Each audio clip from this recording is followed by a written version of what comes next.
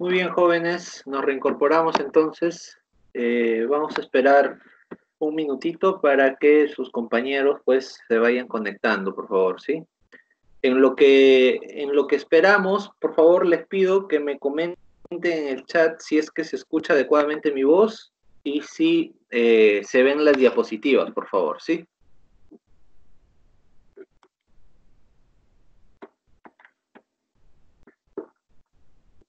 De acuerdo, gracias, Sarita. Gracias, Leti, también. ¿Sí? ¿Los demás? muy bien, jóvenes. Ok, de acuerdo, entonces.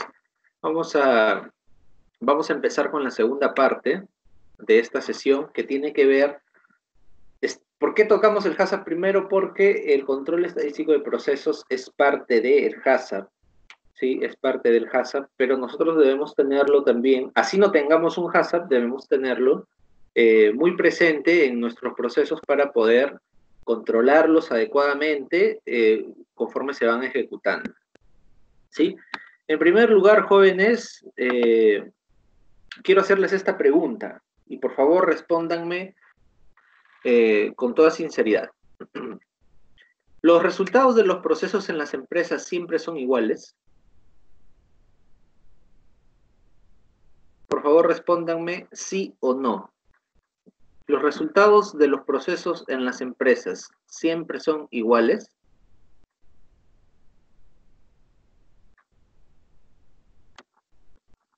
¿Qué opinan ustedes?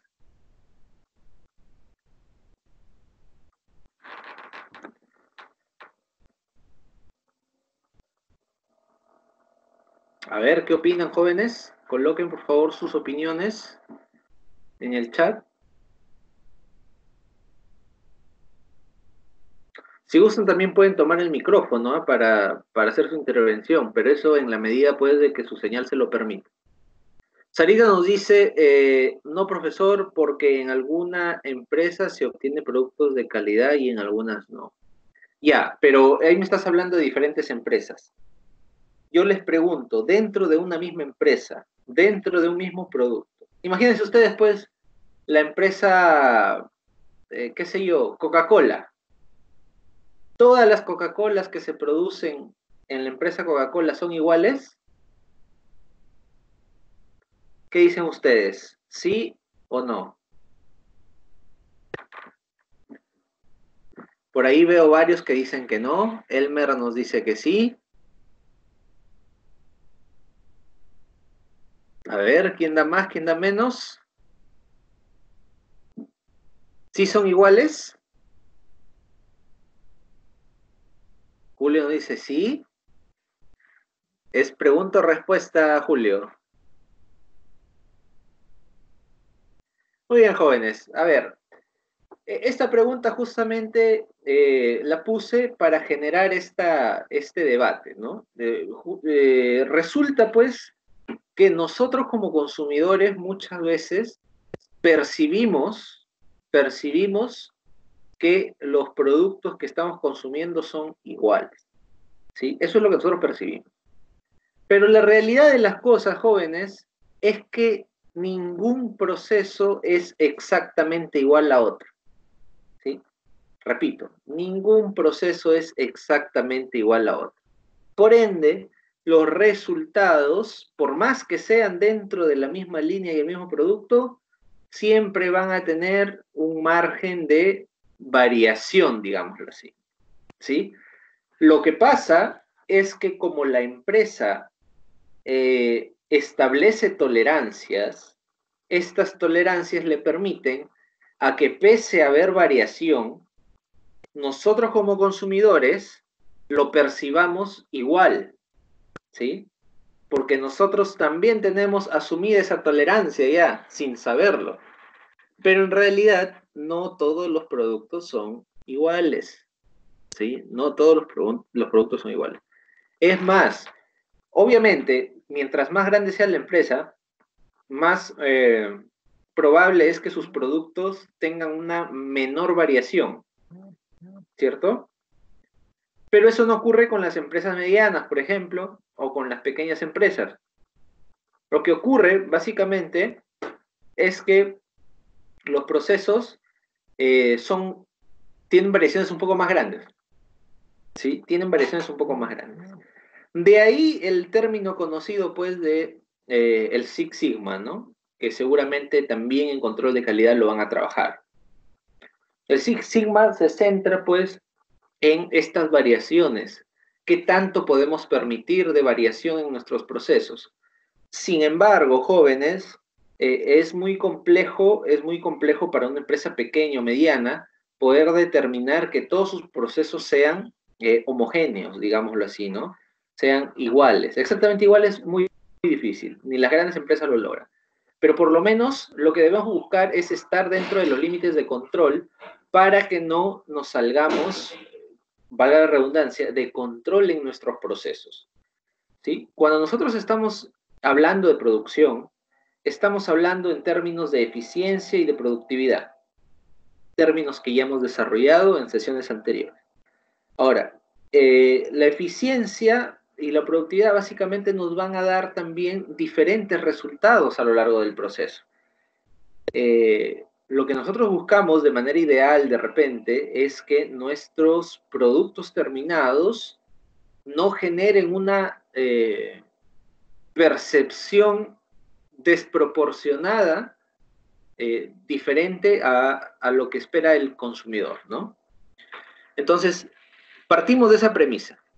Partimos de que todos los productos, por más que sean de la misma empresa y de la misma línea, no son iguales, ¿sí? No son iguales. Todos tienen su variación. Entonces, las empresas es ahí donde crean este término que es la estandarización de procesos, ¿no? ¿Y qué es la estandarización de procesos? Básicamente es una, podríamos decir, una forma que encontraron las empresas de poder hacer más homogéneos sus procesos, que no tengan tanta variación, ¿sí? Que no tengan tanta variación. Ojo, la van a seguir teniendo. Y si ustedes visualizan este gráfico, se van a dar cuenta de que la persona que está empujando es la empresa, ¿no? Es la empresa que está avanzando y va creciendo, pues, pero a través de un camino tortuoso, un camino no uniforme, y va generando transformaciones, ¿sí? Va empujando esa pelotita que es el proceso, va generando transformaciones y va mejorando sus procesos a lo largo del tiempo. Sin embargo, esto digamos que no se puede hacer de manera infinita, desde que partimos de cero hacia adelante. Necesitamos poner una especie de taco, una especie de soporte que evite que todo lo que hemos avanzado retroceda en la siguiente producción. Ese taco o ese soporte es la estandarización, jóvenes. Lo que nos va a permitir ya tener procesos homogéneos para que a partir de ahí recién empiece la mejora. ¿Sí? A partir de ahí recién empieza la mejora. Y obviamente esto trae una serie de beneficios que son los que se mencionan en la parte de abajo, pero básicamente lo que me interesa es que ustedes comprendan que la estandarización de procesos busca hacer que los procesos, especialmente los productivos, sean más homogéneos. Es decir, que haya menos variación en los resultados y por ende que no nos salgamos de la tolerancia de percepción de nuestros consumidores, que eso es lo más importante, porque imagínense ustedes que cuando vayan a comprar pues una gaseosa Inca Kola, de repente les den una gaseosa con sabor a Fanta, pero que sea de color amarillo. Entonces ahí hay mucha variación. Estoy exagerando las cosas, pero a lo que voy es básicamente que nosotros debemos alinear esta estandarización no solamente a los requerimientos y especificaciones técnicas de la normativa y del mismo empresario, sino también a lo que requiere los clientes, ¿sí? Los clientes, que es muy importante, jóvenes. Ellos tienen unas expectativas respecto a nuestros productos y nosotros debemos darle algo que cubra esas expectativas. No que sea diferente, porque si no podemos caer en problemas. Muy bien, entonces esa es la estandarización del proceso. Ahora, la pregunta del millón es, ¿por qué hay variación en los resultados del proceso? Por favor, en el chat, coméntenme por qué creen que los resultados en los procesos no son iguales. ¿Sí? Sus propias opiniones necesito sus opiniones. ¿Por qué creen que los resultados son desiguales? Herli nos dice que no se mira la diapositiva. Jóvenes, ¿se ve la diapositiva o no se ve la diapositiva? Yo estoy presentando ahorita la diapositiva, por si acaso. A ver, comenten. Sí se ve, Herli, entonces tienes un problema de internet. Eso es lo que está pasando en tu caso. Porque sí lo están viendo tus compañeros. Bueno, en todo caso tienes que esperar pues a tener mejor señal, ¿no? Muy bien. Jóvenes, por favor les pido que me respondan esta pregunta, ¿sí? ¿Por qué hay variación en los resultados de los procesos? Desde su punto de vista, nada más, ¿ah? ¿Qué opinan?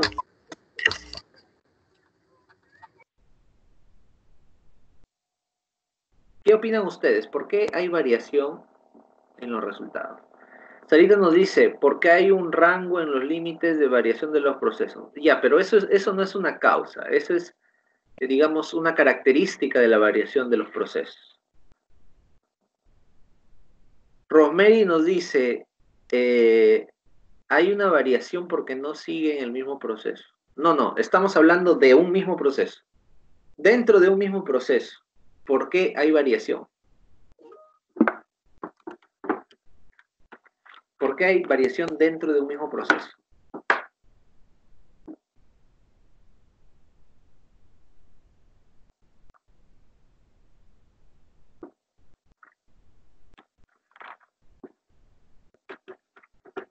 No sé si a ustedes les habrá pasado cuando de repente se van a comprar no sé si allá es bastante consumido también el jugo Liver, aquí se consume bastante en Trujillo, ¿sí? El jugo Liver, por ejemplo, tiene una característica, ¿no? Que si tú compras un lote hoy día y compras un lote dentro de un mes, a veces, no estoy diciendo que siempre, pero a veces son de diferentes colores.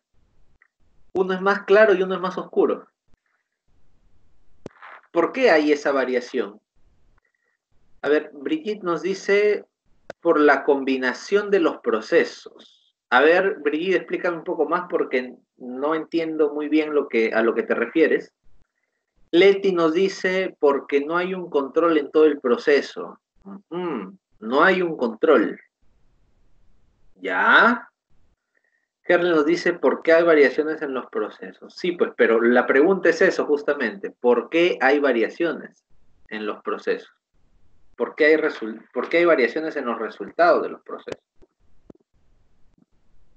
A ver, ¿qué les dice su lógica de repente? ¿Por qué habrán variaciones? ¿Por qué se dará esto de que el néctar de frutas de jugo Liver hoy está más claro y dentro de un mes se produce otro lote y ese sale un poco más oscuro? ¿A qué se deberá?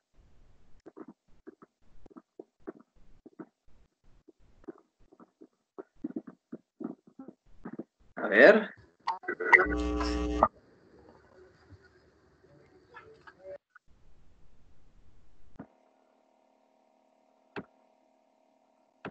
¿Qué me dicen por ahí? Maricielo ha dado una de las grandes razones por las que hay variabilidad. Porque las materias primas también sufren variaciones. No todas las materias primas, por más que sean la misma fruta, no todas son iguales. Pues. Ustedes no han visto que a veces compran una papaya, las dos son igualitas y una está amarilla y la otra está media roja. ¿Eso a qué se debe? Se debe a que cada planta, a que cada materia prima es diferente también. Esa es una gran razón. ¿Ah? Liano dice también acerca de la materia prima, claro, también. Anayeli nos dice porque los químicos que utilizan son de otra marca. Esa también es una gran razón. por la cual hay variación de resultados. Nosotros normalmente utilizamos insumos estándar, ¿no? Que encontramos en los mercados, pero cada insumo estándar tiene diferentes proveedores. Y estos diferentes proveedores, que básicamente son empresas productoras diferentes de este mismo insumo, tienen pues la forma también diferente de preparar este insumo. Y por ende, los niveles de pureza, de color, de textura, etcétera, tienden a ser un poco diferentes. También esa es una gran razón de variación. Ana nos dice, porque las materias primas no son iguales. Sí, bueno, eso ya lo mencionamos. Maricielo nos dice, por la temperatura. Ajá, eso también es muy importante, porque recuerden que nosotros cuando hacemos un proceso, trabajamos con rangos de temperatura. No trabajamos con temperaturas únicas, porque eso es imposible. Trabajamos con rangos de temperaturas. Entonces, al trabajar con rangos de temperaturas, la exposición de mayor o menor tiempo a una temperatura que sea 1 grado superior nada más, eso puede generar una variación en los resultados del proceso. Él nos dice, por la variación de material, método de medición del producto.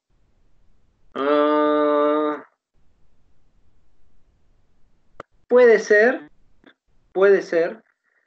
Creo que te orientas por la calibración de los equipos. Y si es esa tu orientación, ahí sí tienes razón. Los equipos están calibrados, pero tienden a descalibrarse. Entonces, lo que hoy pesaba 1 kilo, mañana puede pesar 1.05 kilos. Y ahí hay una variación. ¿Sí? Y eso cambia definitivamente los resultados del proceso. Herley nos dice, los insumos químicos no son iguales. Sí, ya lo mencionaron, Herley, más arriba. Sarita nos dice, también se trabaja con rangos de límites de insumos y eso podría generar una variación. Rangos de límites de insumos.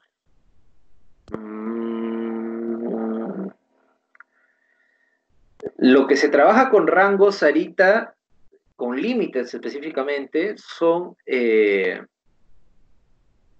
los parámetros de control, ¿no? Salvo, sí, ahorita poniéndome en el caso de lo que mencionas, salvo que la empresa no haya definido bien la cantidad de insumo de su formulación. Y si no lo ha definido bien, entonces ahí también podría haber una variación.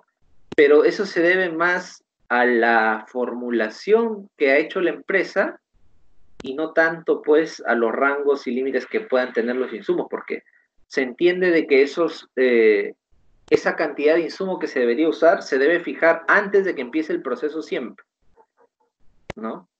Entonces, por ahí va, por un tema de la empresa. Joana nos dice, por los colorantes que se utilizan en cada producto. Ya, pero ¿qué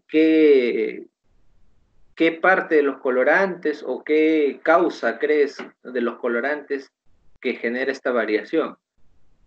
¿Te refieres a que los colorantes son de diferentes marcas o que se utilizan en diferentes cantidades? Tienes que ser un poco más específica ahí, Joana, para poder entender. Pero básicamente muchas de las razones que ustedes han mencionado, jóvenes, son esas causas que generan variación, ¿no? Adicionalmente quiero sumar otra que es muy importante, ¿sí?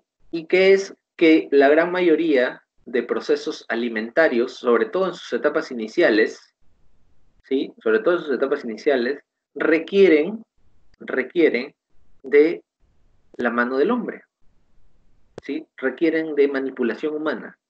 Y esto, definitivamente, también depende de las personas, y las personas no todas son iguales.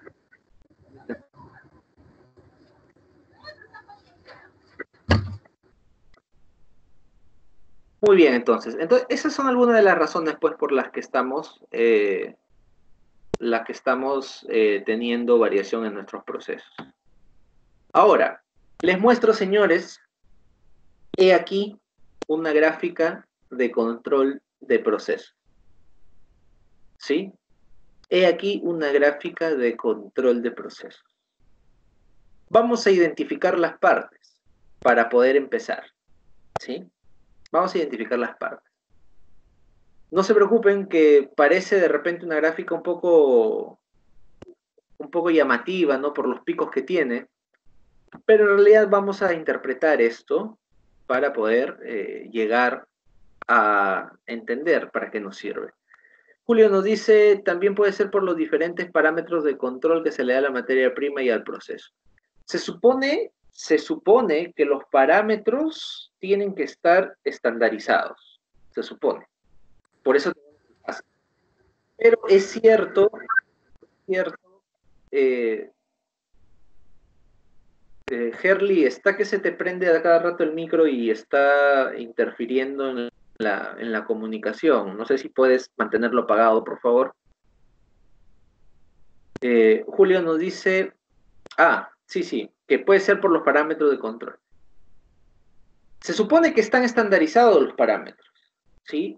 Pero en algunos casos, como les decía, trabajamos con límites, ¿no? Y al trabajar con límites, eso también genera la variación. Entonces, Julio, tienes razón, pero habría que ver pues la aplicación que le damos o la interpretación que le damos a lo que nos menciona, ¿no? Entonces, como les decía, tenemos aquí en pantalla un gráfico de control estadístico, ¿sí? Vamos a identificar las partes, ¿sí? En primer lugar, veamos que hay una línea de color amarillo, ¿sí? Una línea de color amarillo. Esta línea amarilla es nuestro promedio. Nuestro promedio. ¿Qué quiere decir nuestro promedio? Quiere decir que, por ejemplo, si nosotros trabajamos, si queremos trabajar una temperatura a 100 grados, por ejemplo, a 100 grados, controlar un proceso a 100 grados, esos 100 grados representan nuestro promedio. Quiere decir que en el mejor de los casos debería estar nuestra temperatura a 100 grados, ¿sí? Debería estar nuestra temperatura a 100 grados. Ahí debemos mantener nuestra temperatura. Luego tenemos el UCL. ¿Qué es el UCL? Es el Up Control Limit. O límite de control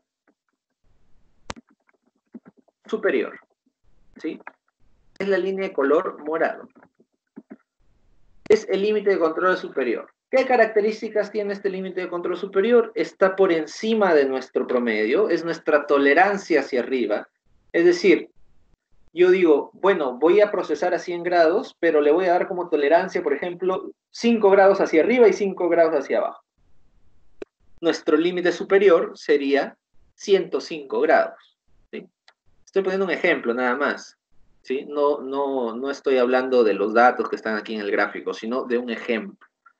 Entonces, el UCL o límite superior tiene que estar, se entiende, por encima del promedio. Y va a haber un LCL, que es el Low Control Limit, que básicamente es el límite inferior de control. Límite inferior de control es un límite que va a estar debajo de la cantidad que nosotros deseamos utilizar en nuestro proceso.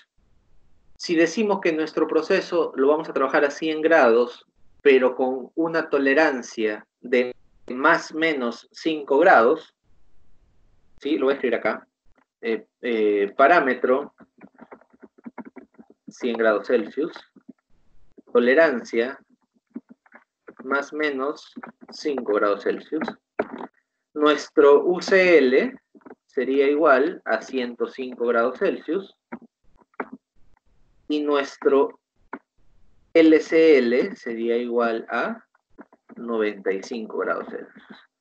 Es decir,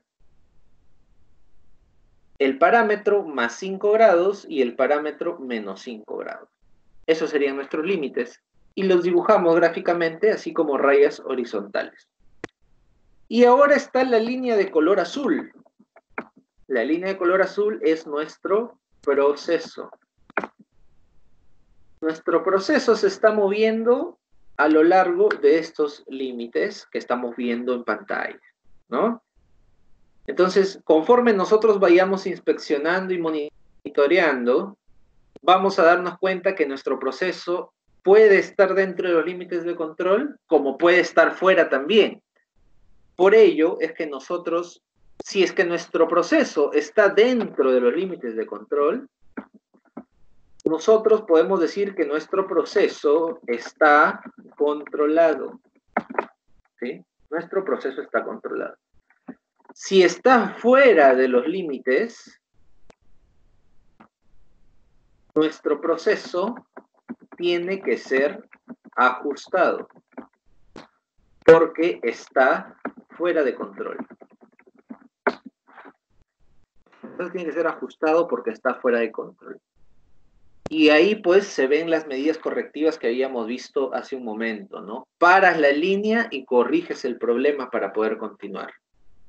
Entonces, aquí vemos un proceso que realmente está muy descontrolado. Se está saliendo muchas veces de los límites, si ustedes se percatan, ¿sí? Si se van a dar cuenta, el punto de 33.8% está fuera de los límites, el punto del 27.3% está fuera de los límites, el punto de 24.3% fuera de los límites. Es decir, todos los puntos que ustedes van a ver con rojo, ¿sí?, en esta gráfica, están fuera de los límites. Incluso hay uno que está por debajo de los límites, que es el 0%, ¿sí? El 0%. Entonces, está por debajo de los límites también. Ahora, para nosotros decidir qué hay que hacer para poder controlar estos límites, en primer lugar debemos entender qué es lo que estamos analizando. Por ejemplo, en esta gráfica, nosotros estamos analizando en el eje X, en el eje horizontal, estamos tomando las muestras, probablemente, hemos tomado 16 muestras según lo que se ve aquí, en 16 espacios de tiempo diferentes, y en el eje vertical o el eje de las Ys, estamos viendo el porcentaje de defectuosos, ¿sí? Entonces, lo que nosotros estamos evaluando de este proceso son los productos defectuosos en porcentaje, ¿sí? Del total que se ha producido en la primera hora, por ejemplo, ¿cuántos defectuosos hay? 6 puntos, perdón, en la primera hora hay, no se logra ver, debe estar en 3 puntos y algo por ciento, ¿sí? En la segunda hora, 6.5% de defectuosos. En la tercera hora, se sale de control, 33.8% de defectuosos. Ah, no, ahí hay que ajustar el proceso. Luego ajustas y en la cuarta hora tienes 14.3% de defectuosos. Pero luego pasa una hora más y en la quinta te das cuenta que de nuevo se descontrola el proceso. 27.3% de defectuosos. Se sale de los límites de control. Entonces hay que volver a ajustar. Haces el ajuste y en la sexta hora tienes 10.4% de defectuosos. Estás dentro del control. Y así avanzas hasta la 10ª hora que nuevamente se vuelve a salir de control. Entonces vuelves a hacer otro ajuste y nuevamente tienes datos dentro de los límites de control. Ahora llegamos a la hora número 13, a la 13ª hora o a la 13ª hora, y te das cuenta de que te sales de los límites de control, pero hacia abajo también. Pero aquí hay un tema. En el caso de este parámetro, artículos defectuosos, ¿sí?, si tienes demasiado artículo defectuoso, definitivamente tienes que ajustar tu proceso. Pero ¿qué pasa si tienes 0% de artículos defectuosos? Es decir, que está por debajo de los límites establecidos. Pregunta, ¿tienes que ajustar algo? No, no tienes que ajustar nada, porque probablemente estás obteniendo un producto bueno. ¿sí? Como es un artículo defectuoso, o mejor dicho, como no estás teniendo artículos defectuosos, eso es un criterio bueno para tu consumidor. Tu consumidor no se va a molestar porque no le entregues ningún error en tu producto, ¿sí? Pero ¿qué sucede también? Ahí entra la otra parte, el costo-beneficio de la empresa. ¿Por qué? Porque probablemente para poder llegar a una calidad de 0% defectuosos, el ajuste que se hizo fue muy caro, ¿sí? Y para mantenerlo ahí, no nos conviene de repente económicamente ya. Entonces, de repente, podríamos dejarlo ahí si es que no nos genera mayor gasto, pero si es que sí nos genera gasto, tenemos que soltar un poco el control y probablemente lo que han hecho aquí es soltar un poco el control y se ha descontrolado más todavía, ¿no? Se ha disparado fuera de los límites de control en la hora 14, 15 y 16. Entonces, como les decía, este gráfico de procesos de control estadístico básicamente nos va a permitir conocer si es que nuestro proceso está controlado, pero también tomar decisiones respecto a en qué momento debemos ajustar el proceso y en qué momento debemos soltar un poco el proceso. ¿Sí? Eso es muy importante, jóvenes. Y obviamente el objetivo es mantener el proceso dentro de los límites. Ese es el objetivo. Eso es lo que buscamos. ¿Sí? Entonces, ya les expliqué a grandes rasgos cómo se lee una gráfica. Ahora les voy a explicar cómo es que ustedes crean esta gráfica. ¿Sí? Y en primer lugar, tengo que mencionarles que existen muchos tipos de gráficas para control estadístico. No solamente existe una. Pero yo voy a tomar una de ellas, que es la gráfica X o la gráfica de promedios. ¿Sí? ¿Por qué? Porque es, primero, la más sencilla de entender. Segundo, la más práctica de dibujar. Y tercero, porque es la que pueden aplicar en tiempo real, estando ustedes ahí en el mismo proceso. ¿Ya? Entonces, por eso vamos a trabajar con la gráfica E, ¿sí? La gráfica de promedios. Esta gráfica nos permite calcular los límites en función al promedio y los rangos de nuestros datos, ¿sí? Antes de continuar, jóvenes, por favor les pido que me comenten en el chat si es que han trabajado ya en su curso de control de calidad gráficas de control. Por favor, coméntenme en el chat si es que ya han trabajado gráficos de control, por favor. A ver, ¿qué dicen?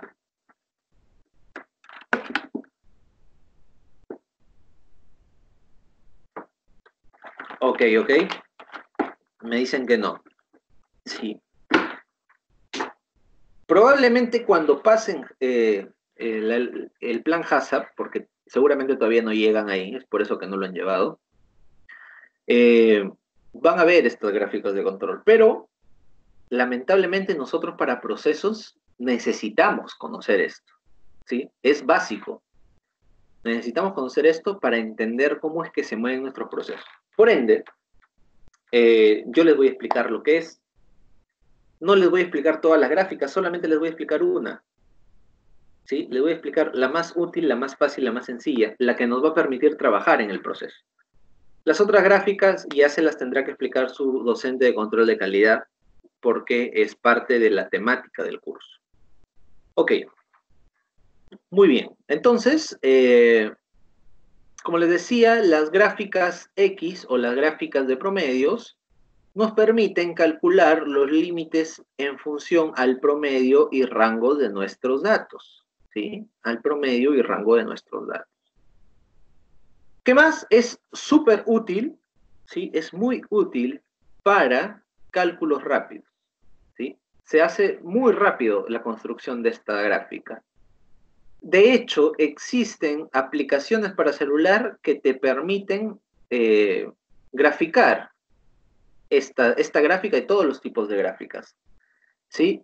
Sin embargo, yo opto en este momento por no darles todavía esa información, porque primero necesito que ustedes entiendan cómo se construye la gráfica. Y ya después les doy la aplicación, pero ya estando seguro de que ustedes comprenden qué es lo que están haciendo. Porque eso es muy importante, joven. Eso es muy importante. Entonces, necesitamos entender qué nos va a expresar esta gráfica. ¿Sí? También se le conoce como gráfica de medias y rangos. ¿Sí? Y para construirla necesitamos lo siguiente. Necesitamos promedios, necesitamos promedio de promedios, necesitamos promedio de rangos y necesitamos constantes estadísticas de control. Jóvenes, no se asusten que ahorita les voy a explicar qué significa cada uno de ellos. ¿Ya? De una manera súper sencilla. Y para poder explicarles eso, les he puesto un caso, porque es lo más fácil, aprender haciendo, ¿sí? Este es un caso. Ese juguito seguramente ustedes lo han visto, ¿sí? En el mercado, en algún supermercado seguramente. A ver, el caso nos dice lo siguiente, para poder entender qué es promedio y promedio de promedios, ¿sí? En una línea de producción de néctar, se desea evaluar el desempeño de la llenadora, ¿sí? Vamos a trabajar en función a la operación de llenado. Se analizará el parámetro espacio de cabeza o headspace, ¿sí? ¿Qué es el espacio de cabeza? Ahí lo tienen. Ese espacio libre que ustedes ven entre la tapa y donde empieza el líquido. Eso es el espacio de cabeza. Antes de ello, de seguir con la explicación, les voy a explicar para qué se utiliza el espacio de cabeza. Seguramente ustedes se habrán percatado de que las bebidas normalmente tienen este espacio entre la tapa y el líquido que contiene el envase. Les hago una pregunta. ¿Para qué creen que se deje ese espacio?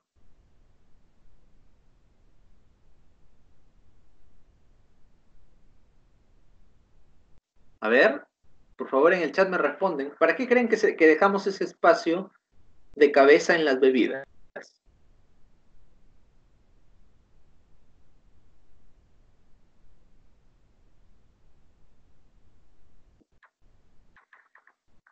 Láncense nomás, jóvenes, no hay problema. Recuerden que estamos aquí para aprender. ¿Por qué creen que se deje el espacio de cabeza?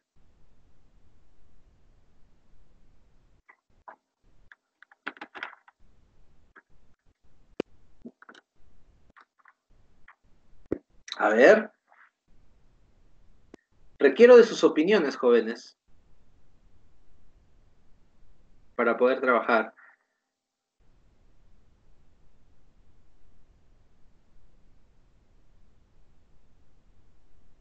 ¿Se han puesto a pensar alguna vez en eso? ¿En para qué se deja ese espacio? ¿Por qué no se llena todo con jugo?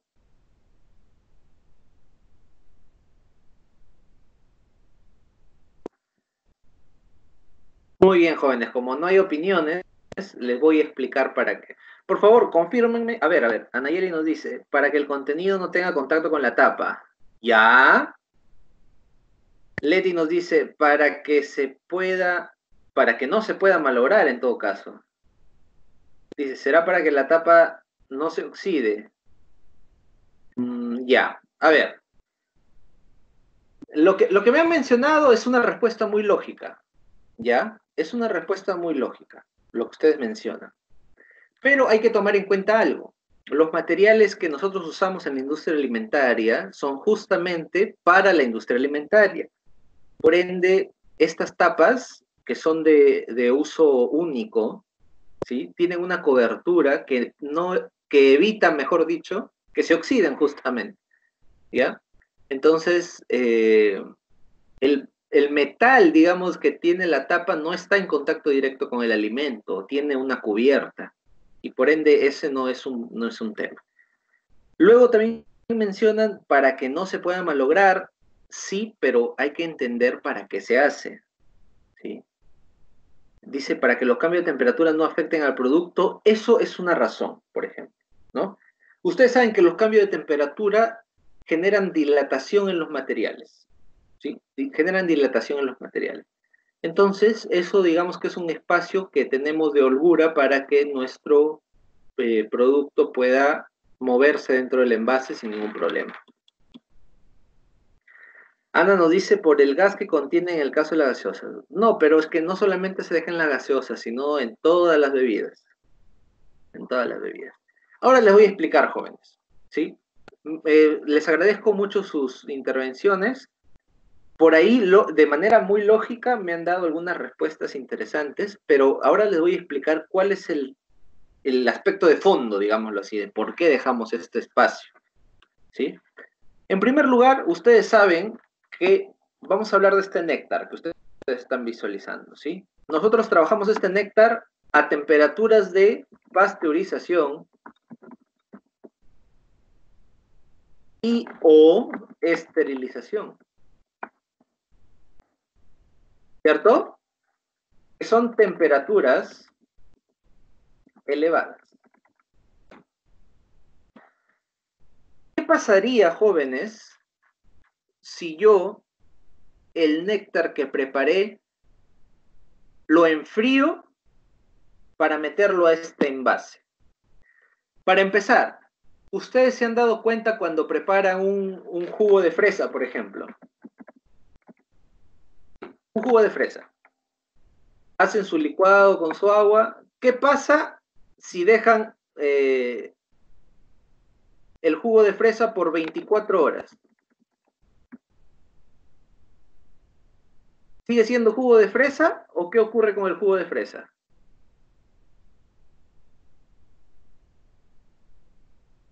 ¿Qué ocurre, jóvenes, cuando preparan su jugo de fresa y lo dejan ahí?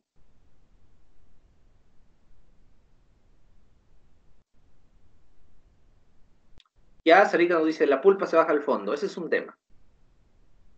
¿Qué más? ¿Qué más ocurre con el jugo de fresa? Se malogra. Eso es lo que ocurre, ¿cierto? Se malogra el jugo de fresa. Se fermenta. Se fermenta. ¿Por qué se fermenta, jóvenes? ¿Por qué se fermenta? ¿Quién me dice? ¿Por qué se fermenta, se malogra? ¿Por qué?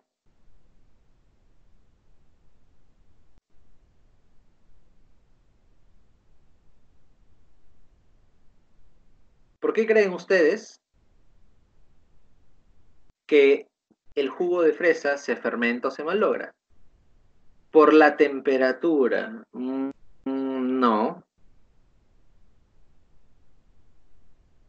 Ya, Rosemary nos dice porque está en contacto con el aire y Ana nos complementa porque el aire o el ambiente está lleno de microorganismos. Esa es la respuesta, ¿sí?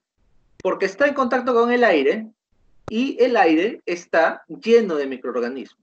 Por ende, se fermenta, ¿sí? Se malogra.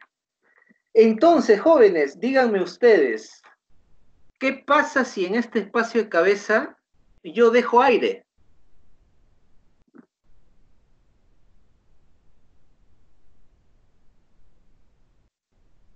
¿Qué pasa si en el espacio de cabeza dejo aire?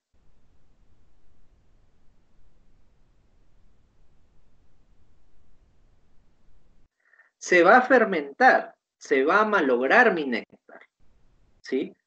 Entonces, si yo después de que ya elaboré mi néctar, ¿sí? Elaboré mi néctar, está caliente mi néctar, lo enfrío y después lo envaso, en este espacio de cabeza yo voy a tener aire y por ende se me va a malograr mi producto. Sin embargo, cuando nosotros procesamos de una manera adecuada, nosotros hacemos algo que se llama envasado en caliente.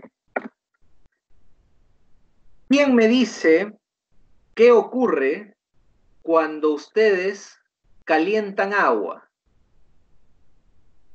Cuando ustedes calientan agua o se sirven agua de su termo, ¿qué pueden observar que sale desde el agua?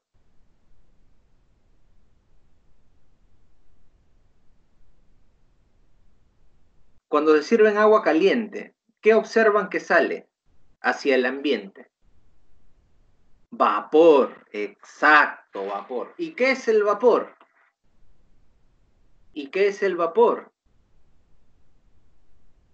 Es agua a altas temperaturas, ¿cierto? Eso es el vapor. Sin embargo, sale como gas, ¿cierto? Sale como un gas, ¿sí? Sale gaseoso, ¿cierto? ¿Estamos de acuerdo? Muy bien. Entonces, cuando nosotros agregamos en el envase de vidrio nuestro néctar caliente, este vapor, este gas, va a desplazar al aire que estaba en el espacio de cabeza, ¿cierto? Va a desplazar al aire que estaba en el espacio de cabeza y va a sacar todo el aire que hay. Y después nosotros, una vez que salió un poco de vapor, tapamos y enfriamos. ¿Qué ocurre aquí, jóvenes? Lo que ocurre es que todo el vapor ocupa el espacio de cabeza en lugar del aire. ¿Sí? El vapor que sale del mismo néctar desplaza totalmente al aire y ocupa ese espacio de cabeza. ¿Sí? Entonces, como yo cerré, ¿sí? Como yo cerré, ya nada entra ni nada sale. Ya el aire no puede volver a entrar, ni tampoco el vapor puede salir. ¿Bien? ¿Cuál es el siguiente paso? Enfriar. Jóvenes, pregunta, ¿qué pasa con el vapor si lo enfriamos? Pasa de estado gaseoso ¿a qué estado?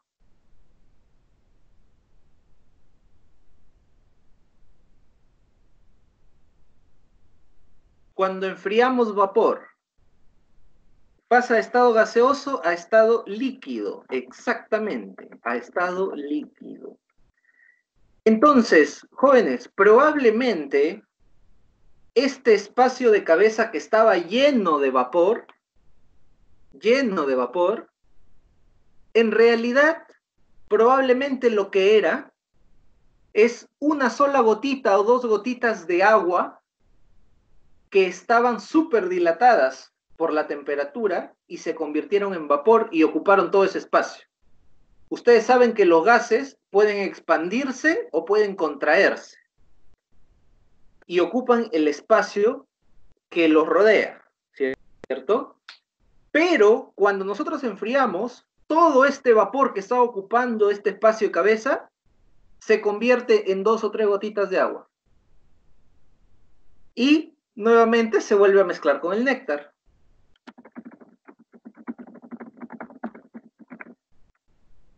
Pero ¿qué sucede ahora? ¿Qué condición tenemos dentro ahora? Si no teníamos aire, todo ese espacio estaba ocupado por vapor, ¿sí? Y el vapor ya se convirtió en líquido y ya se mezcló nuevamente con el líquido, con el néctar. ¿Qué tenemos dentro? ¿Qué nos queda?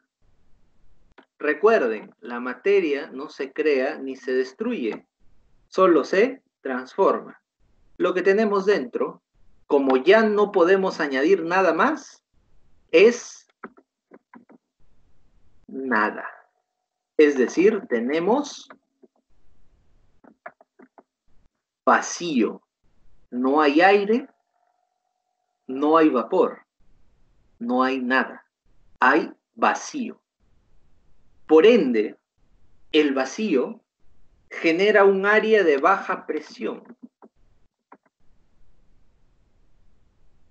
¿Y esto qué hace? Que la tapa se comprima junto con el envase. Es por eso que cuando ustedes destapan uno de estos envases de este tipo, cuando lo destapan, suena como un clic o un chasquido. ¿Sí? Suena como un... ¿Sí? ¿Me dejo entender? ¿Sí sabemos a qué sonido nos estamos refiriendo? Como si se estuviera liberando vacío. Excelente. Este procedimiento que les acabo de explicar, jóvenes, es la razón por la cual nosotros dejamos espacio de cabeza. Para generar vacío dentro del néctar. ¿Por qué? Porque en el vacío no viven los microorganismos, pues jóvenes. Ahí no viven, viven en el aire, pero ahí dentro no hay. Entonces, nosotros estamos creando unas condiciones anaerobias. ¿Sí? Anaerobias dentro de nuestro recipiente, que va a impedir o que va a ser una barrera más a todas las que ya tenemos para que nuestro producto dure más tiempo. Y adicionalmente, pues, nos va a garantizar que haya un adecuado sellado en el producto, ¿no? Entonces, esa es la razón por la cual nosotros dejamos el espacio de cabeza, jóvenes. Es muy importante que lo tomemos en cuenta. Y no solamente se trabaja en néctares, se trabaja principalmente en las conservas. A todo el proceso de generar vacío, ¿sí? Proceso de generación de vacío dentro de productos conservados, dentro de la definición de productos conservados, entra todos los productos procesados, porque todos son conservados. La acción de generar vacío se llama en procesos alimentarios como exhausting, jóvenes.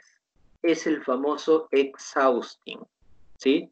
Es la acción de generar vacío dentro de una conserva. Básicamente lo único que estamos haciendo es jugar con presiones y temperaturas, si se dan cuenta. Pero nos permite garantizar la vida útil de nuestro producto, incluso sin el uso de conservantes, ¿eh? Es por ello que las tecnologías alimentarias son tan importantes, ¿no? Entonces, de repente me extendí un poquito en la explicación, pero creo que era importante que ustedes conozcan de qué estamos hablando para poder entender el problema, ¿sí? Entonces, regresamos al ejercicio. Nos dice, en una línea de producción de néctar se desea evaluar el desempeño de la llenadora. Se analizará el parámetro espacio de cabeza en el envasado. Para ello, se van a tomar 5 muestras cada media hora, desde las 8 de la mañana hasta las 11 de la mañana, tal como se muestra en la tabla 1. ¿Cuál es la tabla 1? Esta de acá, ¿sí? Ahí tenemos nuestra tabla 1 que dice muestreo de espacio de cabeza en centímetros en el envasado. Y ahí tenemos las horas, ¿sí? 8 de la mañana, después de media hora, 8:30, después de media hora, 9 de la mañana, después de media hora, 9:30 y así sucesivamente hasta las 11. A cada hora de lo que se va produciendo en la línea, yo voy a tomar aleatoriamente, no consecutivamente, sino aleatoriamente, 5 muestras, ¿sí? 5 muestras. A las 8 de la mañana cojo mis 5 botellas. A las 8:30, 5 botellas más. A las 9 de la mañana, 5 botellas más, de manera aleatoria. O sea, yo no voy a escoger en función a un orden. Yo escojo cualquiera, porque de eso se trata el muestreo, ¿sí? De una manera, digamos, inopinada, de una manera no dirigida. Escojo cualquiera.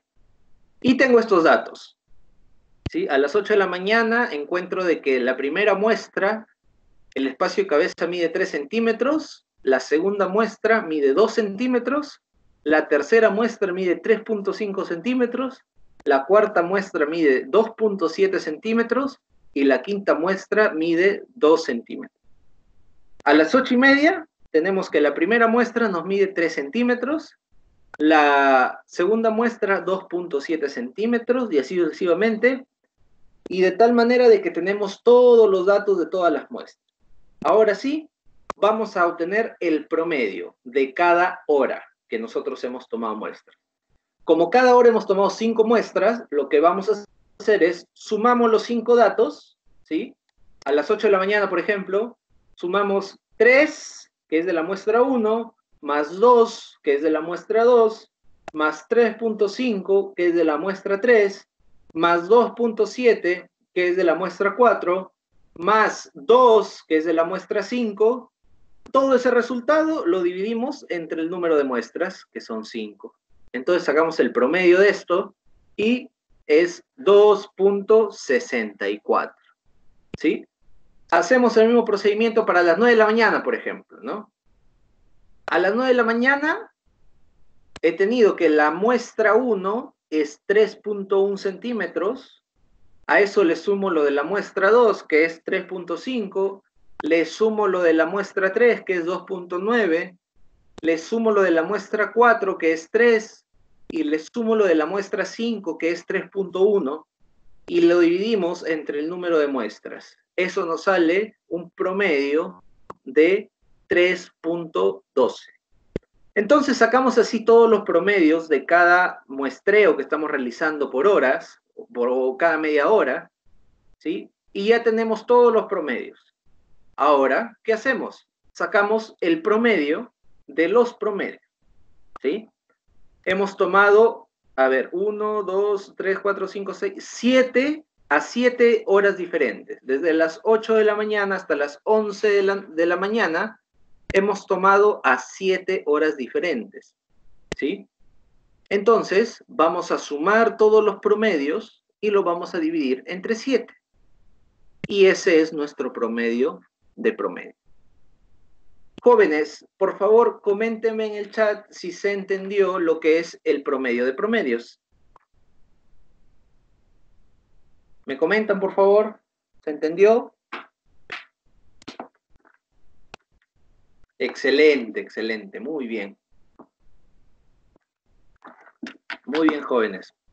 Entonces, ya ven, ya tenemos los promedios y los promedios de promedios, ya lo tenemos. Ahora necesitamos nuestro promedio de rangos. ¿Qué es eso? Dice, determinamos el rango de una medición restando los valores mayores y los menores de cada grupo de muestras tomadas a una determinada hora. Entonces, procedemos.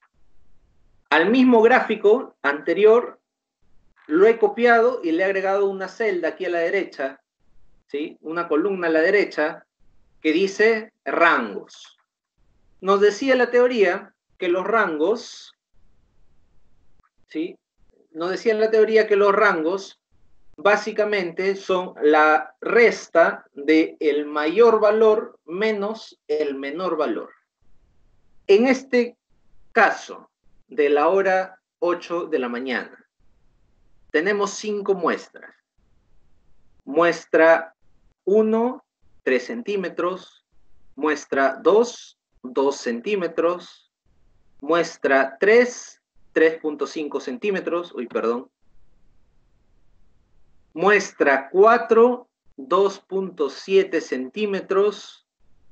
Muestra 5, 2 centímetros. Esas son las 5 muestras que hemos tomado a las 8 de la mañana. Pregunta, de estas 5 muestras, ¿cuál es el número mayor? Me escriben al chat, por favor. De estas 5 muestras que hemos tomado a las 8 de la mañana, ¿cuál es el número mayor?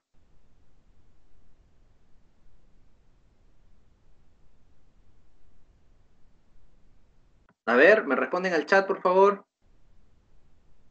Tenemos que a las 8 de la mañana, la muestra 1 es 3, la muestra 2 es 2, la muestra 3 es 3.5, la muestra 4 es 2.7, la muestra 5 es 2.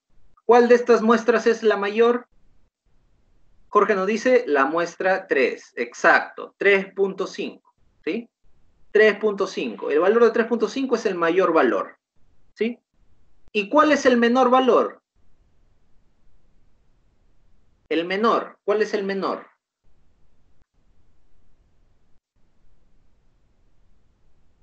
¿Cuál es el menor valor, jóvenes? 2, claro. que se repite, ¿no? En la muestra 2 y en la muestra 5. El menor valor es 2, podemos tomar cualquiera. Entonces, lo que nos dice la teoría es que el rango es el mayor menos el menor. 3.5 menos 2 es 1.5. Y ahí tenemos el primer rango. ¿Sí? Vamos a ver a las 9 de la mañana. A las 9 de la mañana, por favor, jóvenes, ¿cuál es el valor más grande y el más pequeño? A las 9 de la mañana, el valor más grande es 3.5. ¿Y el valor más pequeño? ¿El más pequeño cuál es? Miren bien, miren bien.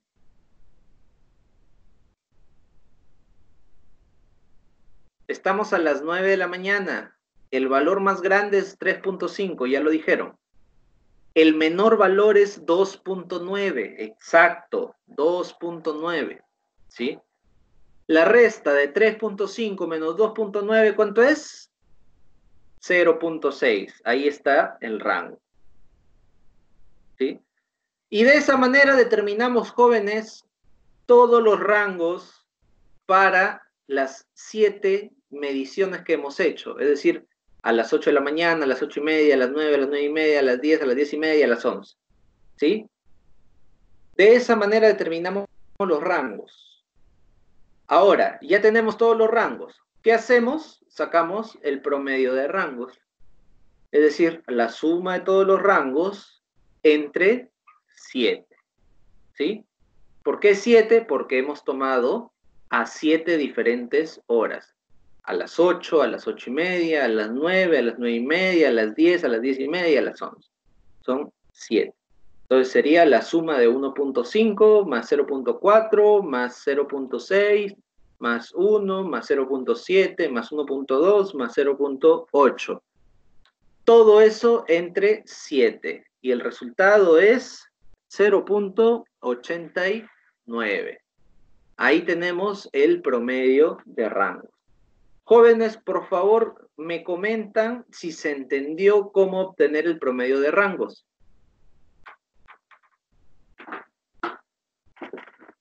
¿Sí? ¿Me comentan, por favor, si se entendió?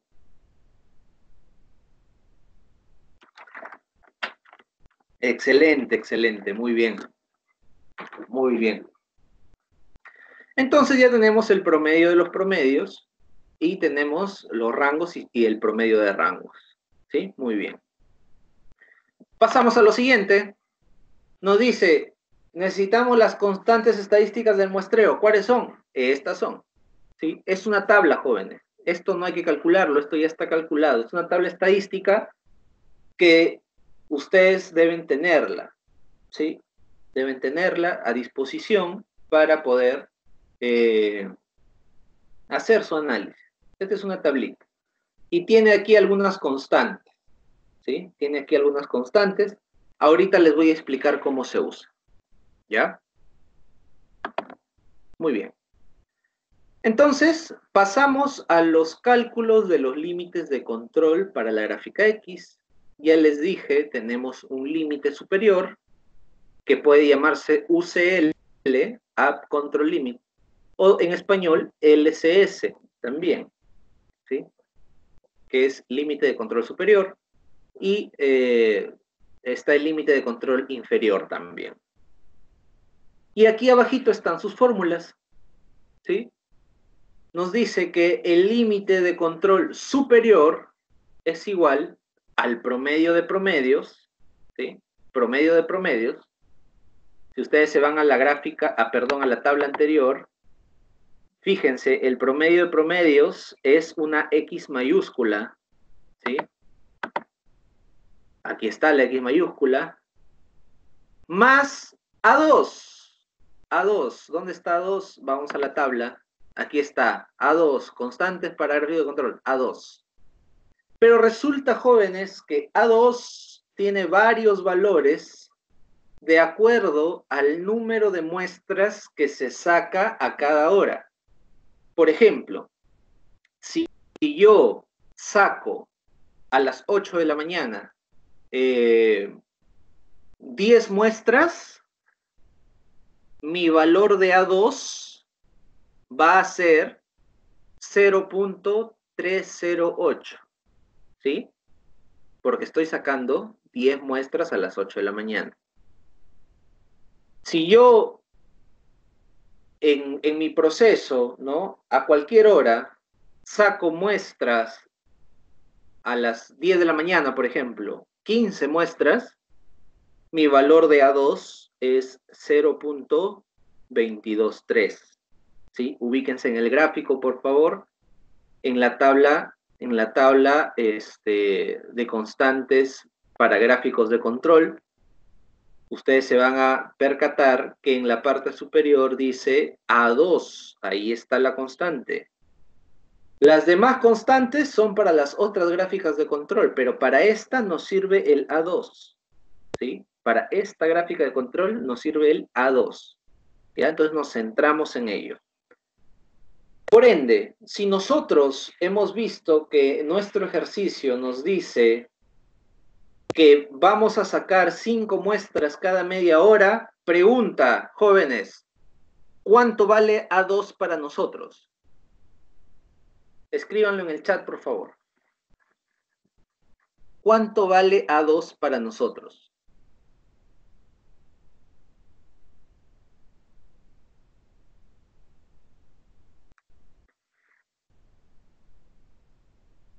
Muy bien, Maricielo. 0.577. ¿Por qué? Porque cada media hora nosotros estamos sacando 5 muestras, ¿sí? Estamos sacando 5 muestras. El n para nosotros es 5, ¿sí? A2 para nosotros sería 0.577. Excelente. Entonces, si se dan cuenta, ya tenemos el promedio de promedios, ya tenemos el A2 y tenemos el promedio de rangos. Entonces, ya podemos calcular nuestros límites, ¿sí? Ya podemos calcular nuestros límites. Aquí están nuestros límites, jóvenes. Nuestro límite superior va a ser igual al promedio de promedios que habíamos encontrado en la tabla, en esta de aquí, ¿sí? Promedio de promedios, abajo está, en color rojito, 2.90. Y el promedio de rangos, 0.89. Aquí está. Promedio de promedios, 2.90 más A2, que ya sabemos cuánto es, ustedes mismos lo han encontrado, por el promedio de rangos, que es 0.89. Límite superior igual 3.41. Y hallamos el límite inferior también, que lo único que cambia es el más por el menos, si se dan cuenta. Es igualito, solamente cambia el signo. Y nuestro límite inferior sería 2.39. Jóvenes, por favor, me comentan si hasta ahí se entendió cómo es que calculamos estos límites, ¿sí? Para poder pasar ya a graficar. Coméntenme, por favor. Excelente, muy bien, jóvenes. Gracias, gracias. Gracias, están participando muy bien el día de hoy. Entonces ya tenemos los límites superiores y el límite inferior. Vamos a dibujar la gráfica. Jóvenes, hay 3 métodos para dibujar esta gráfica, ¿sí? La primera es que cojas tu cuaderno y lo dibujes, ¿sí? Yo te recomendaría que lo hagas en papel milimetrado para que tengas una mayor referencia, pues, de las cantidades, ¿no? Entonces, la primera, coges tu cuaderno y dibujas tu gráfica, ¿sí? La segunda es a través de Excel. Y la tercera es a través de la aplicación de cada empresa. Ya eso lo maneja cada empresa, pues, ¿no? Entonces, como nosotros no tenemos una aplicación ahorita, para este proceso en específico tenemos que calcularlo o en tu cuaderno o en Excel. Para poder dibujar en Excel, tienes que completar las celdas de esta manera. ¿Sí? Tienes la misma tabla que hemos tenido hasta hace un rato, que incluye hasta los promedios de rangos, si ustedes se dan cuenta. Y ahí lo que he hecho es, en las celdas siguientes, colocar el promedio de promedios, lo he copiado, ¿sí? En todas las celdas. El promedio de rangos, lo he copiado también. El límite superior y el límite inferior. Y luego accedemos a un diagrama de dispersión. En tu cuaderno no es necesario que hagas un diagrama de dispersión. Lo que tienes que hacer es graficar bonito nada más los datos, ¿sí? Graficar bonito los datos. De tal manera de que a las 8 de la mañana tus límites se mantengan y tu promedio sea el dato que tú vas variando. ¿Sí? Este es nuestro gráfico de control para este ejercicio, jóvenes. Miren muy bien ustedes. En el eje vertical tenemos el head space, es decir, el espacio de cabeza en centímetros. Y en el eje horizontal, ustedes van a ver números del 1 al 8, al 7, perdón. ¿Sí?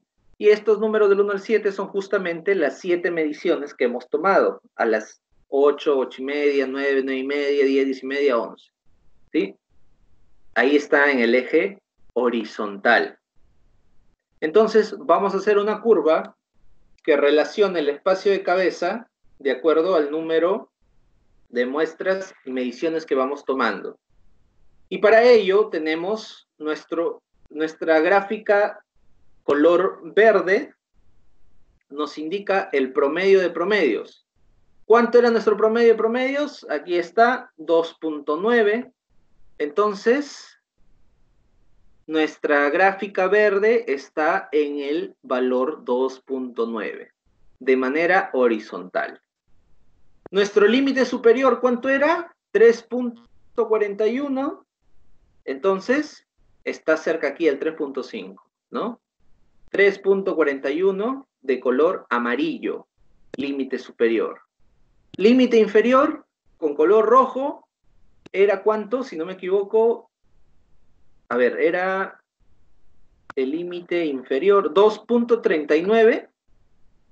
Aquí está, 2.39, por debajo del 2.5, si ustedes se dan cuenta. De manera horizontal también. Esos son nuestros límites. Y nuestra curva de color violeta o morado, ¿sí? Es nuestro proceso. ¿Qué colocamos aquí? Los promedios de cada una de las mediciones que hemos tomado en la hora, ¿sí? Es decir, el promedio para las 8 de la mañana, el promedio para las 8 y media de la mañana, el promedio para las 9 de la mañana, el promedio para las 9:30 de la mañana, etcétera, etcétera. Aquí colocamos los promedios, ¿sí? No el promedio de promedios, sino los promedios de cada una de las horas que hemos estado tomando la medición. Y obtenemos esta gráfica. Jóvenes, por favor, coméntenme en el chat. ¿Este proceso está dentro o fuera de control?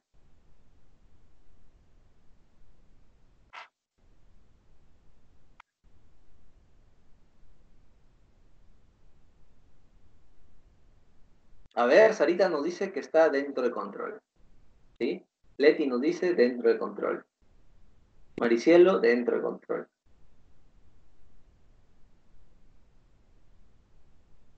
¿Nadie más? Brigitte dentro de control, Ana dentro de control, Rosemary dentro de control. Muy bien, todos nos dicen que está dentro de control. Y es así, el proceso está controlado. ¿Sí? El proceso está controlado.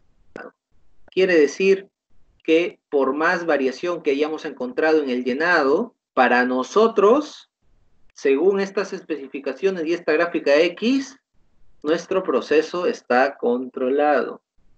Ojo, eso quiere decir que nuestro proceso está bien, no necesariamente. Nos está diciendo que nuestro proceso es homogéneo, ¿sí? Mas no nos está diciendo que nuestro proceso está bien. Para poder determinar si nuestro proceso está bien, tenemos que irnos a la especificación técnica, ¿sí? Es el requisito de calidad, básicamente, ya, ¿no? ¿Está controlado? Sí está controlado. ¿Es un proceso homogéneo? Sí está siendo un proceso homogéneo. ¿Qué quiere decir? Que todo nuestro proceso está funcionando adecuadamente. Ahora, puede estar funcionando adecuadamente, pero fuera de la especificación. Y ahí sí entraríamos en un problema de calidad, ¿sí? Pero puede también que esté dentro de la especificación y no tendríamos ningún problema. Imagínense, por ejemplo, ¿no? Que nuestra especificación técnica diga, pues, que nosotros no podemos tener, no podemos tener un espacio de cabeza mayor a 3.5. Pregunta, jóvenes. ¿El proceso ahora sí está bien o está mal?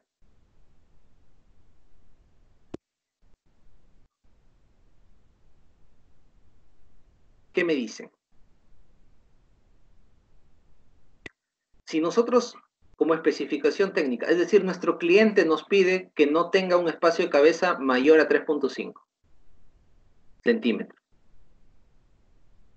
La pregunta que les hago es, ¿el proceso, ahora sí, con todos los datos que tenemos, con el gráfico que ustedes están viendo y con el conocimiento que ya adquirieron, el proceso está bien o necesita ajustes?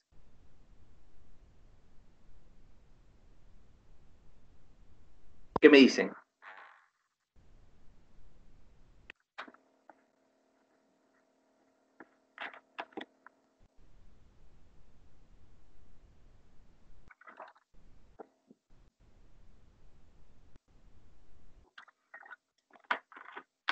A ver, piensen.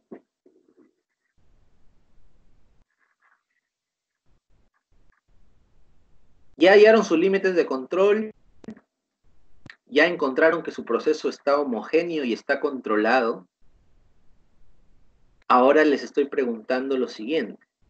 Si mi cliente me dice que el espacio de cabeza no puede ser mayor a 3.5, eso significa que tiene que ser menor a 3.5. La pregunta es, ¿nuestro proceso está bien o necesita un ajuste?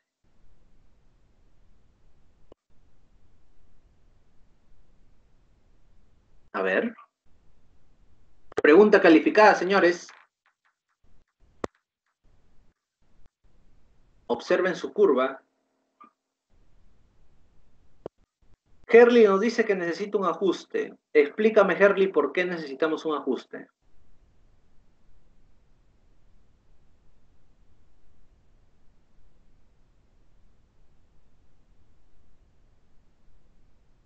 Observen bien la gráfica, jóvenes.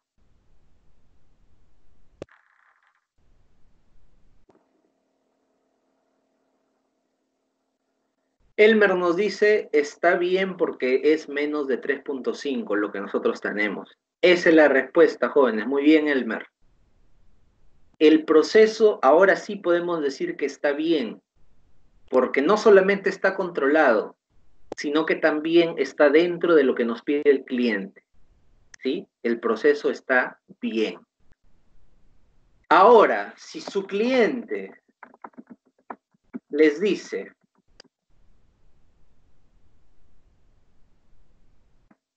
Si su cliente les dice que no tolera espacios de cabeza menores a 2.6.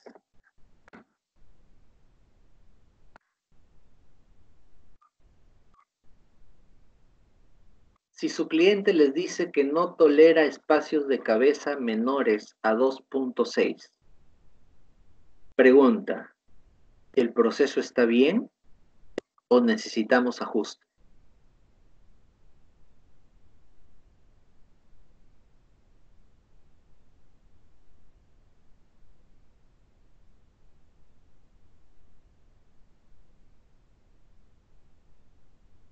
Piensen lo que están, lean lo que estoy poniendo, ¿eh? El cliente no tolera espacios menores de 2.5, de 2.6, perdón. No tolera espacios menores de 2.6. Quiere decir que no te va a aceptar si tienes números menores a 2.6. ¿El proceso está bien o requiere ajuste? Quiere ajuste. Requiere ajuste, jóvenes, claro. ¿Por qué requiere ajuste? Porque hay un punto que tiene un valor de 2.5. Entonces, ahí tenemos que ajustar, porque el cliente no nos va a aceptar ese producto. ¿Sí? Muy bien, jóvenes. Ahora, si el cliente, por ejemplo, si el cliente nos dice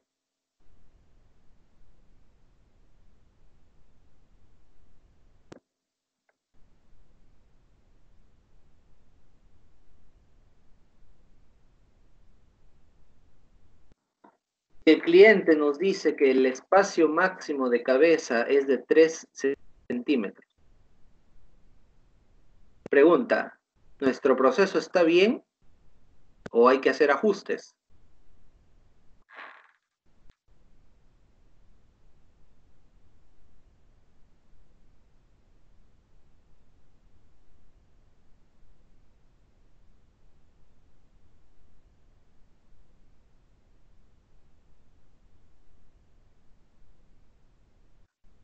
A ver, ¿qué me dicen?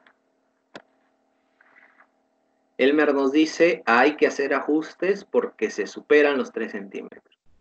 ¿Ya? ¿Qué dicen los demás?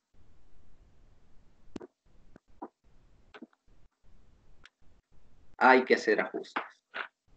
¿Quién más?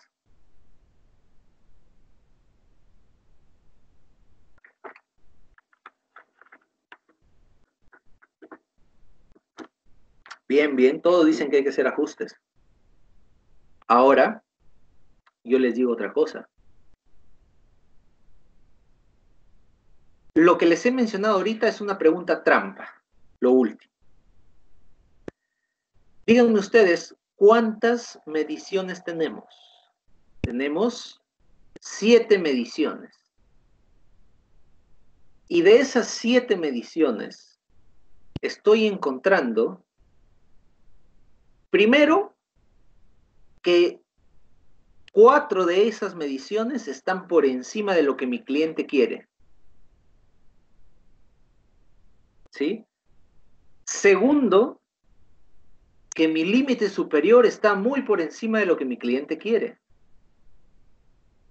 Tercero, que mi promedio de muestras está muy cercano, peligrosamente cercano a lo que mi cliente quiere. Cuando se cumple, lo que tenemos que hacer ya no es un ajuste, sino un rediseño del proceso. Porque prácticamente el proceso está diseñado para fallar lo que nos pide nuestro cliente, si es que ustedes lo ven así. porque está en una posición muy riesgosa respecto a lo que nos pide el cliente o a lo que nos dice que puede tolerar.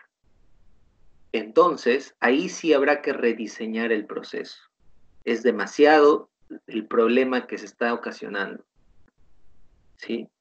Entonces, jóvenes, como les dije, miren, estamos viendo una gráfica y esta gráfica puede tener infinidad de interpretaciones, pero básicamente la interpretación va a depender mucho de poco a poco la práctica y la experiencia que cada uno de ustedes vaya tomando en el control de este tipo de procesos de esta manera, ¿no?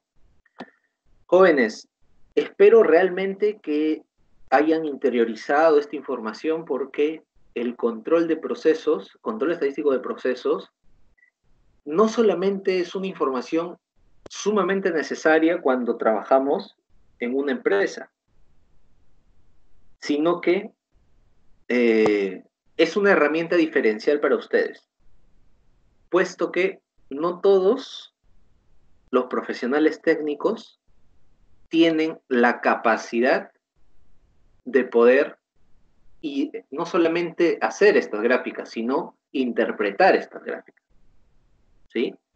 Ahora lo estamos interpretando de una manera muy tranquila, yo les estoy poniendo ejemplos, ustedes me están respondiendo muy bien, pero realmente lo que nosotros estamos viendo aquí de una manera sencilla, cuando a veces estamos en empresa, nos complicamos la vida por las puras, porque en realidad esto es algo sencillo. Nos complicamos la vida y no sabemos cómo leer y cómo tomar decisiones. Ahora, lo que se está buscando en el perfil de los profesionales es que puedan autogestionar su trabajo. ¿Qué quiere decir? Que ustedes mismos puedan controlar su propio trabajo, que no estén necesitando de un supervisor que esté ahí con ustedes. Ustedes mismos puedan regular su trabajo. Eso es muy importante. Por ende, este tipo de herramientas les va a servir muchísimo, jóvenes, muchísimo. Y ya de paso les voy diciendo, ¿sí?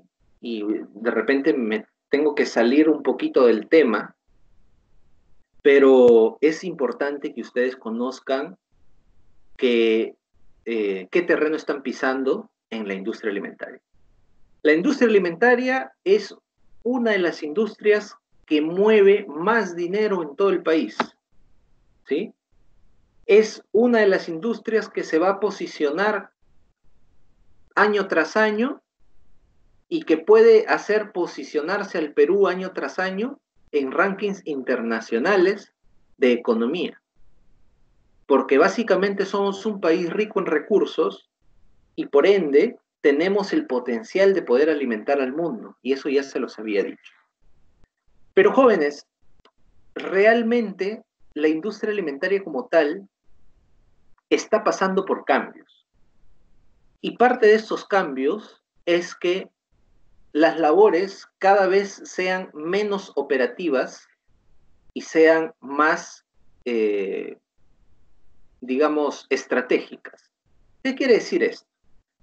Quiere decir que obviamente ustedes saben que la tecnología está avanzando y la tendencia es a la automatización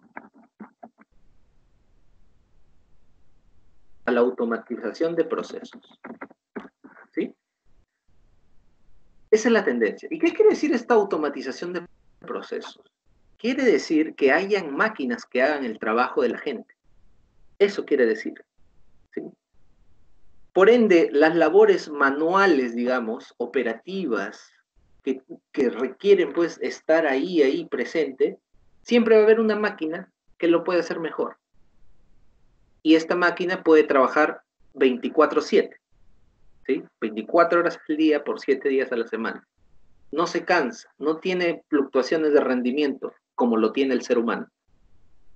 Sin embargo, estas máquinas, por más inteligentes que sean, no son capaces, todavía al menos, ni de tomar decisiones de una manera como lo haría un ser humano, ni de interpretar adecuadamente las gráficas, ni de interpretar información, ni de poder seleccionar entre varias alternativas.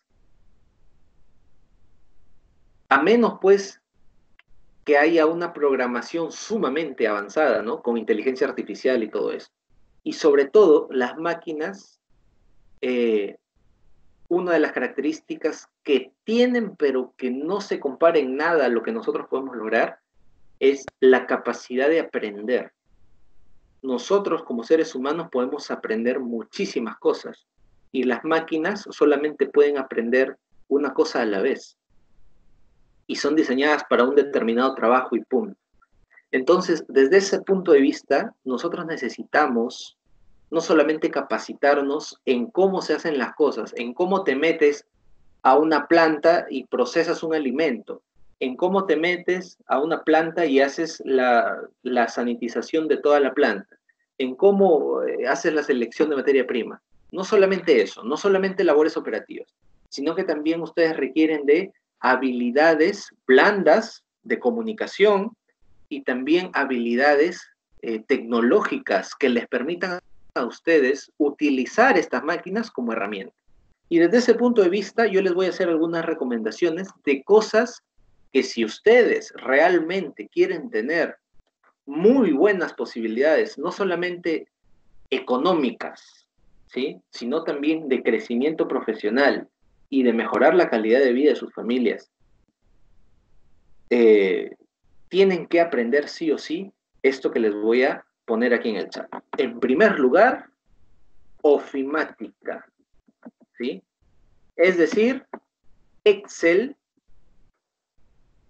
avanzado si es posible, Word, PowerPoint,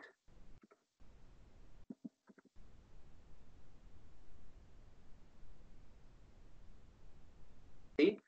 Como mínimo, Excel, Word y PowerPoint. Como mínimo, ¿sí? Jóvenes, es básico, básico, básico.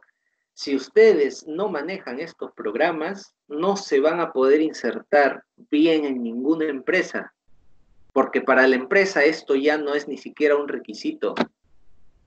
O sea, ya es algo que ustedes deben, se supone que deben saber. Sí. Ojo, ustedes están formando como profesionales técnicos, no para estar de operarios, ¿ah? Para estar de operario, sí, si quieres quédate así como estás, de repente, no, sin conocer mucho sobre estos temas. Pero si tú quieres estar en una posición un poco mejor, necesitas conocer tu ofimática bien, ¿ya? Bien. ¿Qué más necesitas conocer? Inglés, jóvenes. El inglés, como ustedes se estarán dando cuenta ya conmigo en estos procesos, prácticamente todo el contenido académico base de la industria alimentaria está en inglés y el inglés es tomado como un idioma universal que todos deben conocer, ¿sí? Cuando tú te vas a cualquier parte del mundo que hable cualquier idioma diferente al inglés, tú hablas español y te quieres comunicar con un chino, con un coreano, con un japonés, con un alemán, con un sueco, lo que necesitas es comunicarte en inglés y ellos te van a entender. Pero si no manejas inglés, ahí estás en un problema también de que vas a poder solamente conseguir lo que esté a tu alcance y no realmente lo que tú quisieras, porque es una barrera, pues, no poder comunicarte definitivamente. ¿Ya? Entonces, ofimática, inglés, por favor, tiene que ser básico, básico, y deben seguir capacitándose en todo lo que sea proyectos, en todo lo que sea innovación, en todo lo que sea liderazgo, ¿sí? Habilidades blandas y la comunicación efectiva. Básico, jóvenes.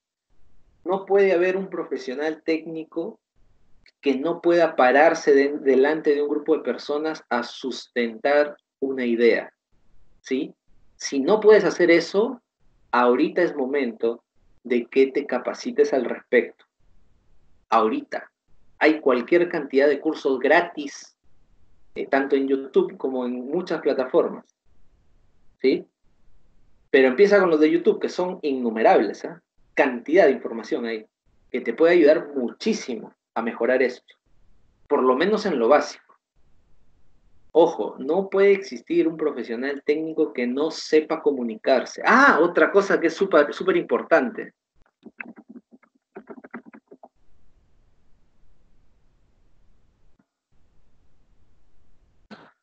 Ortografía y caligrafía, jóvenes.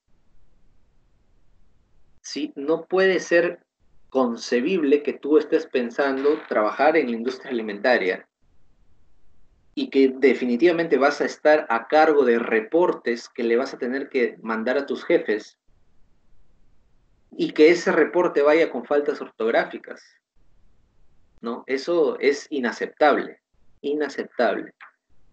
¿Por qué? Porque constituye una traba en la comunicación. Y la caligrafía también, ¿ah? Aunque con menos importancia, diría yo, pero también. ¿Por qué digo con menos importancia? Porque ahora los medios de comunicación son básicamente electrónicos. Entonces tú escribes con un formato de letra estándar, ¿no? Pero cuando tienes que llenar un informe, un reporte a mano, entonces se debe entender lo que tú escribes. Y ahí pues hay un problema también súper importante que no estoy hablando solamente de ustedes, estoy hablando en general de todo el Perú y se podría decir de toda Latinoamérica, que tienen este problema de la caligrafía, la letra fea, ¿no? La letra de médico que le llaman. Ya, para la medicina, de repente ellos lo aceptarán, pero para la industria alimentaria, todo tiene que estar claro. Todo, todo, todo.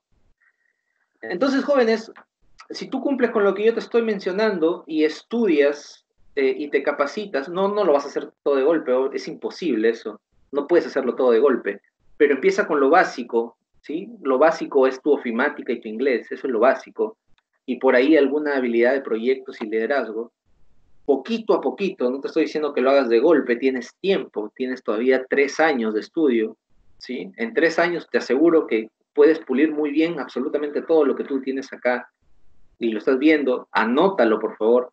Si tú logras cumplir por lo menos de manera básica con todo eso, yo te auguro un muy buen futuro como profesional técnico, porque vas a ser muy bien valorado por los jefes.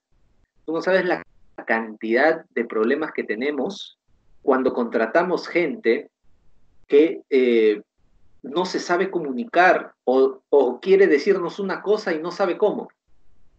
Es un gran problema, jóvenes. Es un gran problema. Tenemos que, por favor, alinearnos a eso.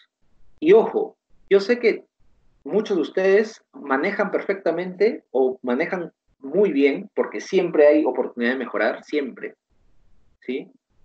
Manejan muy bien estos temas. Ahora, yo lo que les digo, sigan estudiando siempre, capacítense siempre, cójanle gusto al estudio, porque se van a dar cuenta de que ahorita todavía no lo ven, pero más adelante, cada vez que tú estudias algo nuevo, es directamente proporcional a los ingresos que vas recibiendo. Mientras más te capacitas, vas mejorando y mejorando tus ingresos. Y eso sucede.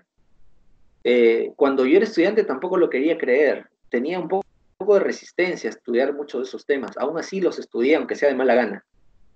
Y después, cuando estuve en el mercado laboral ya, cuando empecé mi carrera profesional en la cancha, como se dice, te das cuenta de la importancia que tiene todo esto, ¿no? Y que lamentablemente, pues, en su momento, tal vez no hubo alguien que se pare delante mío y me diga, oye, tienes que hacer esto, pues, ¿no? Tienes que hacer esto. Ahora que yo estoy en esa posición de poder decirles, jóvenes, háganlo y les garantizo de que van a tener una carrera muy próspera, les va a ir muy bien. Sobre todo este tema de habilidades de comunicación, importantísimo, jóvenes, importantísimo. Y otra cosa que ya me estaba olvidando, pero esto ya es más que nada un hábito, no es que tengan ustedes que estudiarlo, ¿sí? Pero es un hábito que tienen que practicar. Es la escucha activa. Tienen que aprender a escuchar a la persona que les está hablando.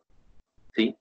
Aprender a escuchar a la persona que les está hablando, aprender a leer los gestos de las personas que les están hablando, aprender a decodificar los mensajes de las personas que se están tratando de comunicar con ustedes, ¿sí? Es muy importante escuchar, jóvenes.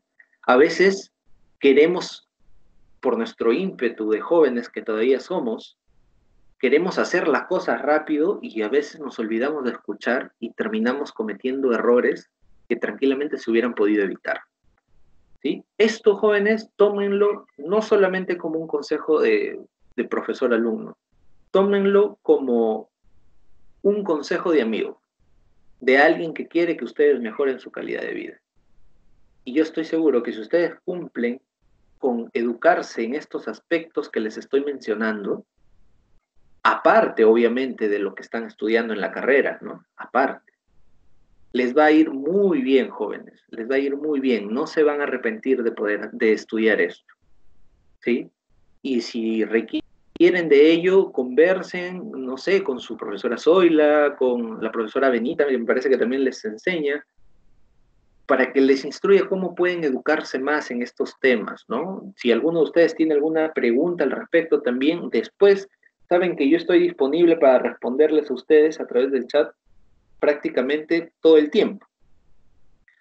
Entonces, ni bien ustedes me colocan su pregunta, yo, ni bien tengo un momento, empiezo a revisar los chats de WhatsApp para poder ir respondiéndoles.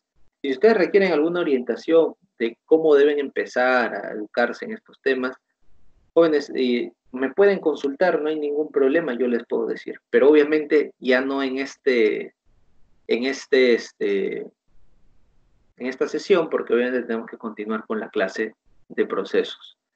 ¿Sí? Jóvenes, por favor, en el chat coméntenme, ¿se entendió esta gráfica de proceso?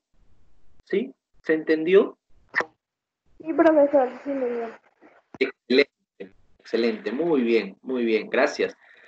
Entonces, como se entendió, vamos pasando ya a la tarea calificada.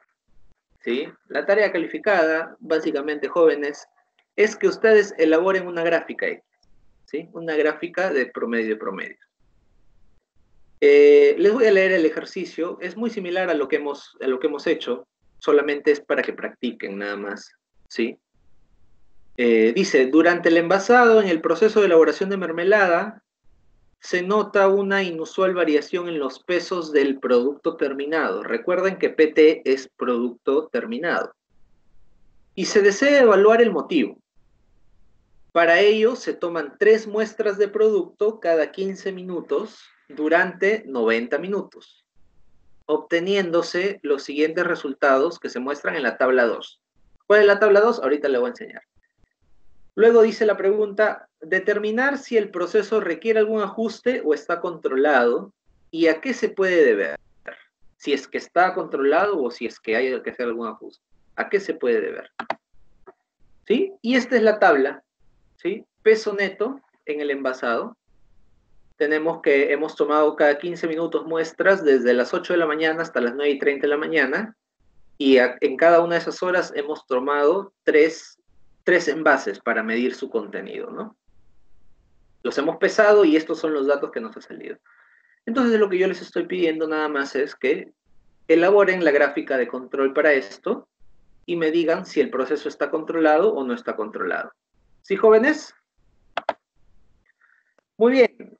Por favor, si hubiera alguna pregunta, me hacen saber a través del chat y si no, de lo contrario, levanten la manito para yo también saber si es que todo está claro y poder cerrar la sesión, ¿sí? A ver, por favor, preguntas. Escriban sus preguntas.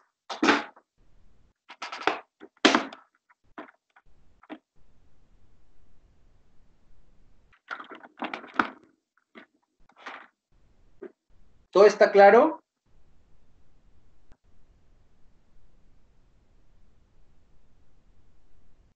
Muy bien, jóvenes, muy bien.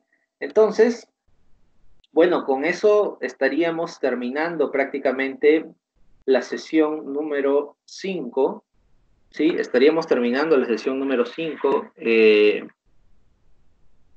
La siguiente semana vamos a evaluar el día viernes, jóvenes, ¿ya? El día viernes. El día martes voy a tratar de prepararles una especie de simulación de cómo les podría venir la evaluación para que ustedes tengan a bien poder estudiar, ¿no? Herly me pregunta, ¿para cuándo es la tarea? Para la siguiente clase, para el día del examen, mejor, para que no sea el martes, para el viernes también, ¿sí? Sería para el día viernes, a ver, viernes que estaríamos, viernes 19, ¿sí? Viernes 19. Para esa fecha sería el trabajo. Básicamente les va a servir para estudiar también, ¿no? Les va a servir para estudiar. Pero yo el día martes les voy a preparar una especie de simulacro para que más o menos vayan viendo cómo son las preguntas que van a venir el día viernes. ¿Ya? Muy bien, jóvenes. ¿Alguna otra pregunta, por favor? Bien, si no hubieran preguntas, entonces yo les agradezco bastante por su participación. Hoy día han estado muy activos, les agradezco.